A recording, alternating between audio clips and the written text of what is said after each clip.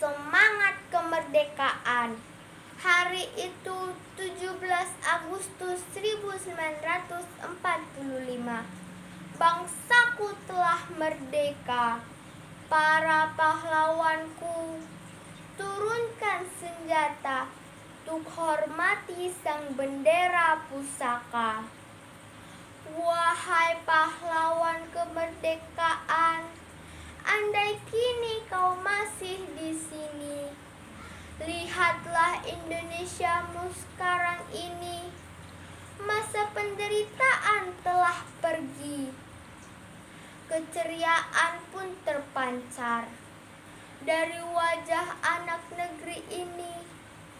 Ribuan bahkan jutaan nyawa kalian korbankan demi bangsa ini. 76 tahun kebebasan dari penjajahan dapat kami nikmati. Perjuangan yang engkau lakukan tak dapat kami tebus dengan intan ataupun berlian. Sebagai anak negeri, aku berjanji akan kuisi kemerdekaan ini dengan semangat seorang pelajar bangsa.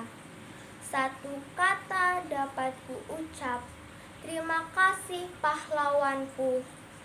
Jasamu, pengorbananmu akan selalu kami kenang selama-lamanya. Terima kasih.